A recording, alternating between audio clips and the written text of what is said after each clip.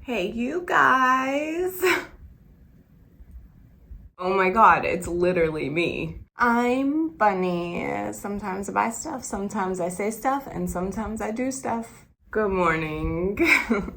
Yes, you are getting barefaced today. Let's do a get ready with me with an idea that I kind of was tagged in. So there were these videos going around, 50 random facts about me. I think it was started by our cult, and then she tagged Mindful Witch and my good little Delia LaFay. Mindful Witch then tagged me to do the video, and Delia LaFay tagged anybody who wanted to do it. Because I'm a Gemini, I can talk about myself for like 25 videos. So what I thought was, let me do a get ready with me so I can put on makeup, but also talk about one subject of facts, and that one today is going to be concerts. So let me go ahead and put up the hair. I guess I can give a little backstory of why it's concerts. Guys, like, I know everybody says it and it's like really kind of the cliche thing to say, but like, music is like my favorite thing. I'm serious. It is the most important thing in my life. It is my blood. It is my air. It is everything to me. My husband can concur.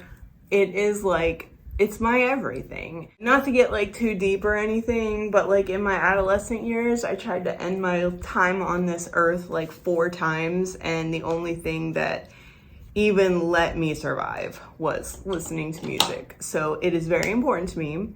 The one thing that I love more than almost anything is seeing it live and feeling the energy from everyone in there, all there for the same reason, all vibing to the same energy. It's just something that I crave. There are people like literally my age that have never gone to a concert, and I'm like, what are you doing with your life? Because I have been to hundreds. Like, I am that person. I have been to hundreds, if not thousands, of concerts, shows, performances, anything. I mean, like, I'll go to a loading dock and watch somebody play guitar in front of 15 people and just be loving it. Like, I that is just me. I kind of broke down like a couple important concert moment lives, and we're gonna like go through that, but I just wanted to give you the preface of why this is happening. I guess I should maybe start with like my very first concert. 1988, I was 8 years old, was Paul McCartney. My parents took me and the whole entire family, and it was fucking amazing. If there was a point in my life where my love for concerts came about, it was seeing Paul McCartney in 1988. You know, he was with the Beatles, unless you were under a rock. So he played a lot of his solo stuff, but he played a lot of Beatles things. And I remember my parents driving home saying that I knew every single word to every single Beatles song that he played. My parents growing up were like hippies, like grew up listening to the Beatles, Pink Floyd, Led Zeppelin, Jackson Browne, those types of people. So it's not by chance that Paul McCartney was my first concert, but I will say that I'm extremely grateful that I got to have that experience. By the way, these $40 sponges, $40 sponges that I got in that BoxyCharm, they suck. Their texture is so like weird, but it's the only thing I have right now. So let's move into the first concert that I was actually allowed to go to by myself. So my parents like actually dropped my friend and I off, and it was Lollapalooza in 1995. Hole and Sonic Youth were the main acts. I literally went to go see Cypress Hill, and I did, and it was awesome. Courtney Love was supposed to come onto the stage, and apparently, you know, she's not everybody's favorite, and somebody threw like a shotgun shell at her on the stage. So like after 1.5 songs, she left. And I remember my friend and I were sitting in the lawn waiting for Sonic Youth to come on, and it was like an hour and a half because, you know, nobody was ready. They thought that Courtney Love was going to be playing that whole time. Finally, Sonic Youth came on, and that was when I realized I am not a Sonic Youth fan. So we pretty much left. Now let me talk about the first time I saw my favorite band, My dad actually saw that they were playing in the newspaper and asked if I wanted to go. Of course, I said yes. 1995, I got to see 9 Inch Nails with David Bowie. So my first time seeing 9 Inch Nails live and with David Bowie, dude. So 9 Inch Nails actually opened and then David Bowie was the closing act. Their transition from Nails to Bowie was Reptile. Nails was playing Reptile and then Bowie came out and started singing and I'm like, face melting. That was such an amazing experience. I am so grateful that I got to see David Bowie because you can't anymore. I kind of have like some ticket stubs down to talk about some certain moments. The next one that I have is 1996, Aretha Franklin and Little Richard. This was another show that my parents wanted to go to, so they bought tickets. My parents were buying the tickets, so we had pretty much front row for that. It was one of those big outdoor arenas that had like, you know, the seating and then the lawn in the back. And we were front row in the seats. The memorable moment about this concert, I mean, not only seeing Aretha Franklin because she was like flipping amazing, but Little Richard, who opened for Aretha Franklin, actually asked women to come on the stage, and my sister and I were in the front row, so security grabbed us and brought us onto the stage. So we got to dance in front of like 10,000 people on stage with Little Richard. That was pretty cool. I'm going in with this Oprah palette because I freaking love it. My next one. I love this one. This was the very first time that I saw Marilyn Manson in West Virginia the day after Valentine's Day in 1997. So this was his Antichrist Superstar tour, which if you're a Manson fan, you know that that is like the pinnacle of, you know, performance experience. But it was my very first time seeing him. So what we did, because it was in West Virginia and we were in Pittsburgh, we actually, my sister and I, laid in the back of a pickup truck. West Virginia, February. Just think about that for a second. We laid in the back of a pickup truck, like down in the bed, while the driver and the other guest was in the front, and we drove the hour and a half to West Virginia. I was like super gothed out. I had my Doc Martens on that had steel toes. It was so cold that I thought my toes were going to fall off. But you know what? Totally worth it. We got there and one, I had no idea that L7 was actually opening. Fun fact about me, if you don't know what my favorite movie is, it's Natural Born Killers, and L7 sings the Shit List song from that movie. So I was just like enthralled, like, oh my God, this is exactly where I'm supposed to be at the moment of my life. This is exactly where I'm supposed to be. So then we're all anxiously waiting for Mr. Manson to get on stage. We're like 17, 16 years old. So we're like, you know, shoved up there in the front, like just waiting. Fucking the lights go out and dude, he opened with Angel with the Scabbed Wings. And if you are a fan and know the song, imagine 1997, you're in the very front of the pit. He opens with Angel with the Scabbed Wings. Dude, like, could have just left my body and went to heaven, like right there. Okay, let's talk about this one. This was the very first time that I saw My Life with the Thrill Kill Cult in Pittsburgh. It was 1997. I had just turned 17, which means I had a Cinderella license. At that time in Pittsburgh, if you had a license, you could get a license at 16, but until you turned 18, you had what they called a Cinderella license, which meant you could not drive past midnight. On this day, my sister and I decided, let's sneak out and go to this show and drive, knowing full well that we were not supposed to be driving after midnight. But you know, you're 17, you're like, whatever. We got to the club. It was amazing. They did so well. Like, they did so well. For my very first time seeing them live, they did amazing. Like, we were dancing, having such a good time. It was amazing. Great first sneak out of the house going by myself type concert experience. However, on the way back, we actually got hit by a drunk driver and they fled the scene, and I was left there with my little $1,200 car that my parents had just bought me for my birthday, all smashed up on the back end.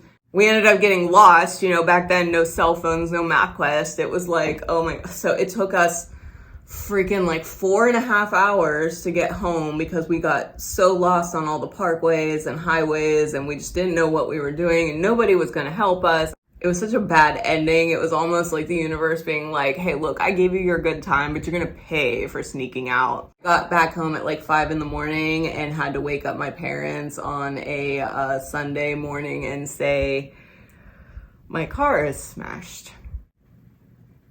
Totally worth it. Right, this next one is Roger Waters in the Flesh Tour, 1999, Pittsburgh.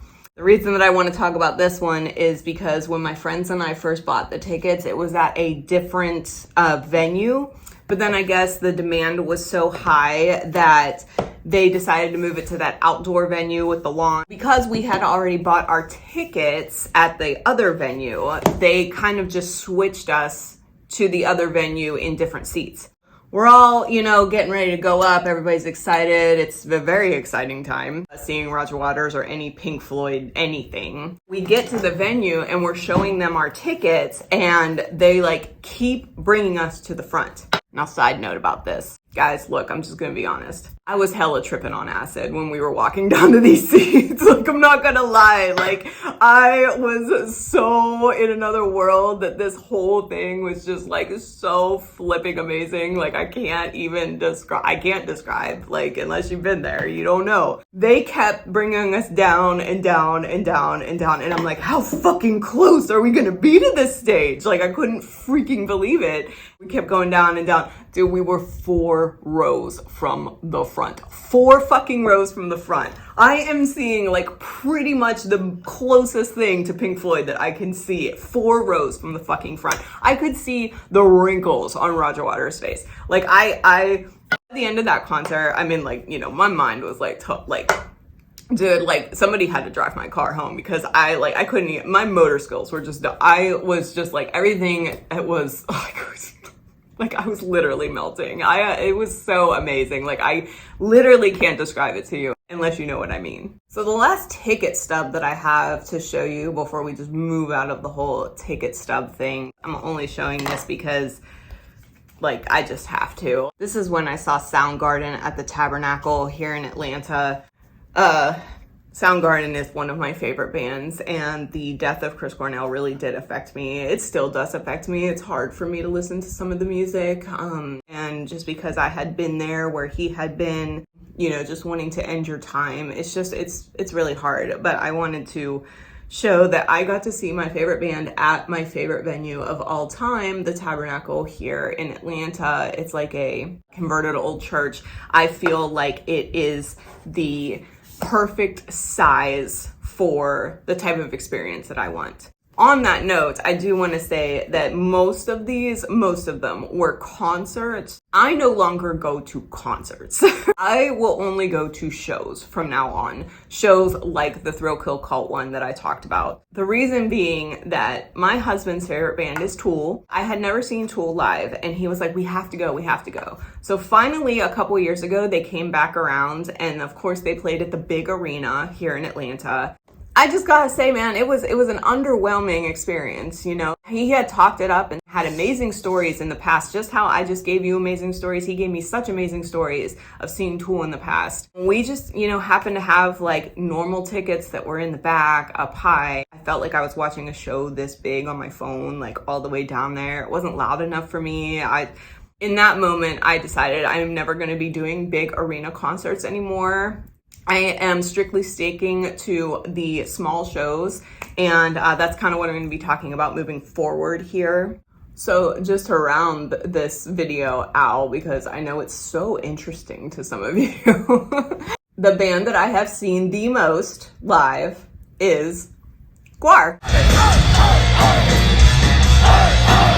I have seen GWAR. I stopped counting after 31 times. I've seen GWAR over 31 times in like 5 different states. all across the last decade and a half. I really enjoy seeing their shows. If you have not seen one of their live shows, you really, really should. It's a really good time. I wish I could have told you to go in the late 90s, early 2000s at their prime, but they are still trying to kill it, being the middle-aged men that we all are right now. The thing that I really like about them is, if you ever heard their backstory, they are an artist collective of different artists that got together. One's like to make music, one's like to do prop design, one's like to do special effects, makeup, prosthetics. It was this whole combination of artists that just came together and made something amazing, and they're still touring, which is like even like cooler. Is like they're just not letting the legacy die. I'm gonna post some pictures here of past shows that we went to. Yes, you get covered in blood and semen and anything else that spits out from the hoses.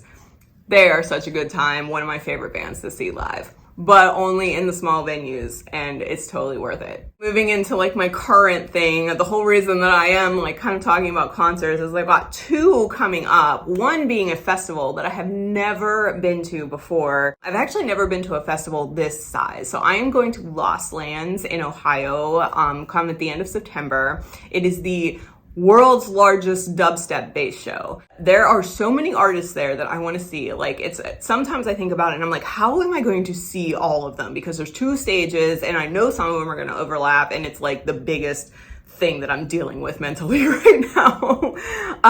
But then after that, in November, I did end up getting called on the wait list for those Electric Callboy tickets that I am actually flying to Brooklyn to go see at a very tiny club up there. I am so excited for that. Like, this is just like, I like, this is what I live for. It's what I live for. Best concert moment of my life. It's so weird because it's actually like pretty recent, not in the hard rock genre, unless you want to throw that dubstep into hard rock genre. The day I went and got this rose and moon tattoo on a Friday night, right? And anybody that has a tattoo knows that when you get a new one, it's like a body high for a couple days, like while it heals. It's like you had just went through that cathartic process of holding your breath in while they like shoot you with that needle, and then you have this permanent piece of like valor of honor that you like. It's like amazing. Well, the next day, while I had it wrapped up, we went for the first time and saw Subtronics at my favorite venue, the Tabby in Atlanta. And it was just one of those things where it was like, we heard a lot of the Subtronics tracks like in the mixes that we were listening to, and we just, happened to be able to get general admission tickets. So we were like, let's just go down. We love the Tabernacle. Dude, probably the best fucking night of my life. Like, I don't know what it was about it. I don't know if I was still reeling off the high of this tattoo. We ended up getting up there, and instead of like being in the pit, we went to the second level, and the security was like really lax, and we ended up being able to get seats like right at the balcony. Could see everything, hear everything clearly. It was one of his first tours that he was doing solo, so like his production was kind of minimalist, but he was throwing down. I know like a lot of people say support your smaller artists. If you can, please do. This guy, I watched him on Instagram working his ass off day to day at the computer, making these songs, and then he got to go on tour. He blew up. He is so large now. We've seen him 2 other times after that, and like I watch him and I'm like, dude, you did it. Like, you did it. Like, thank you for making this music and giving me what I call the best night of my life. I just really think that that's like a beautiful thing, especially in the small music community. I'm gonna put a video like right here of showing just the little Instagram story clip I got of that show.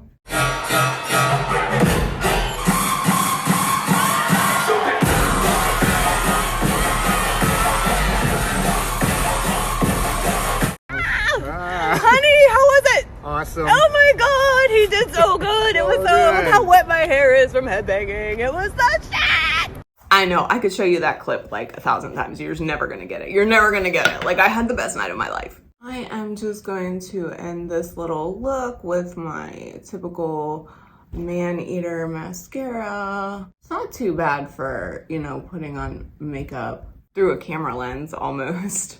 Not too bad. All right, I am gonna go take this hair down and we will come back and close this bitch out. All right, I'm back. Just gonna end off this look with a little Lethal Cosmetics lip gloss. I like it. I like this lip gloss. It's a nice like neutral color and kind of goes with everything. So that was my not 50 but whatever facts about me concert edition. There were so many shows that I didn't get to talk about. I mean, like, you know, Elton John, Billy Joel, Tom Jones, Rage Against the Machine, like so many shows that I have seen in my lifetime that are just so amazing, but you know, can't fit them all into a digestible YouTube video. But thank you for sitting through that with me. It is something that I love just like so much. If you could please like this video, it really does help me out. If you could subscribe so you can follow. I didn't shop today, but if you can follow all of my life antics, how about that? That would be even awesomer. I love you guys. I will see you on the next one.